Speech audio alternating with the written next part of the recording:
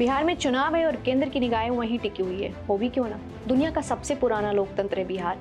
यहाँ के कई ऐसे सियासी किस्से हैं जो हैरान कर देने वाले हैं। ऐसे एक किस्से का आज जिक्र करेंगे। एक ऐसे व्यक्ति की चर्चा होगी जो छात्रों के लिए मंच पर कुर्ता फाड़ कर रोता था। छात्र उनके लिए जिगर के टुकड़े थे और उसी स्टूडेंट्स एकता के बदौलत उन्होंने सिटिंग सीएम तक को हरा दिया। हम बात कर रहे हैं बिहार के पहले निर्दलीय मुख्यमंत्री महामाया बाबू की। महामाया प्रसाद सिन्हा पहले कांग्रेस में ही थे। कांग्रेस की मजबूत दीवारों का अभिन्न हिस्सा हुआ करते थे। वो बड़े नेता माने जाते थे। संगठन में उनकी गिनती ऊंचे कद वालों में होती थी। लेकिन वक्त ने करवट ली और महामाया बाबू के कदम सत्ता के गलियारों से संघर्ष के मैदान की तरफ मुड़ गए। बिहार के पहले मुख्यमंत्री और कांग्रेस के दिग्गज नेता डॉक्टर श्री कृष्ण सिंह से उन्हें अदावत हो गई। मतभेद धीरे धीरे बढ़ते गए और एक दिन महामाया प्रसाद सिन्हा ने कांग्रेस से अलग राह पकड़ ली।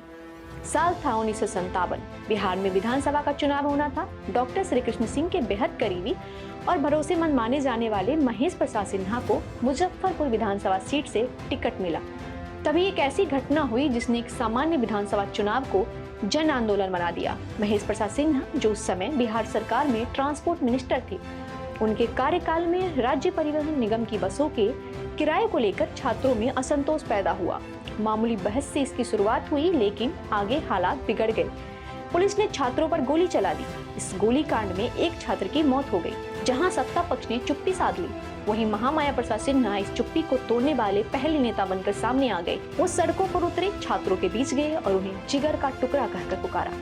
छात्र महामाया प्रसाद के दीवाने हो गए। महामाया प्रसाद सिन्हा मुजफ्फरपुर विधानसभा से चुनावी मैदान में उतर गए। वहाँ का जातीय समीकरण महेश प्रसाद सिन्हा के साथ था। महेश प्रसाद सिन्हा मोहियार समाज से आते थे और महामाया प्रसाद सिन्हा कायस्थ समाज से। जातीय समीकरण भले ही महेश प्रसाद के साथ था, लेकिन छात्र महामाया प्रसाद के साथ गए और पंडित नेहरू के प्रचार करने के बाद भी महेश प्रसाद सिन्हा चुनाव हार गए।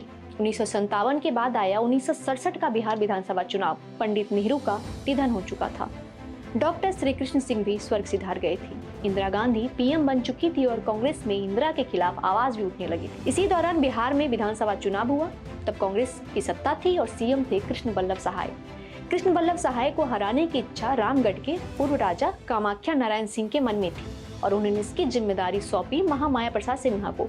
कामाख्या नारायण सिंह ने अपनी पार्टी जन क्रांति दल से महामाया प्रसाद सिन्हा को उम्मीदवार बनाया और सहाय के खिलाफ पटना पश्चिम सीट से मैदान में उतार दिया। चुनाव हुआ और कृष्ण बल्लभ सहाय को महामाया प्रसाद सिन्हा ने हरा दिया। 1967 के विधानसभा चुनाव में भले ही महामाया प्रसाद सिन्हा ने सीएम को हरा दिया था, लेकिन उनकी पार्टी के वो इकलौते उम्मीदवार थे जो विधानसभा पहुंची थी। कांग्रेस सबसे बड़ी पार्टी बनी थी। कांग्रेस के हिस्से 128 सीट आई थी, लेकिन पिछले चुनाव के मुकाबले 57 सीट कम। संयुक्त सोशलिस्ट पार्टी को 68 सीट, जनसंघ को 26, प्रजा सोशलिस्ट पार्टी को 18, कम्युनिस्ट को 24 सीट पर जीत मिली। तब बिहार का बंटवारा नहीं हुआ था और 318 विधानसभा सीटें थी। बहुमत का आंकड़ा 160 था, यानी तब बहुमत किसी के पास नहीं था। लेकिन सबसे बड़ी पार्टी कांग्रेस थी। विधायक दल का चुनाव हुआ। महेश प्रसाद सिन्हा एक वोट से जीत गए, लेकिन राज्यपाल एम.ए. अयंगर ने कांग्रेस को सरकार बनाने के लिए आमंत्रित ही नहीं किया। कहा जाता है कि कांग्रेस में गुटबाजी चरम पर थी।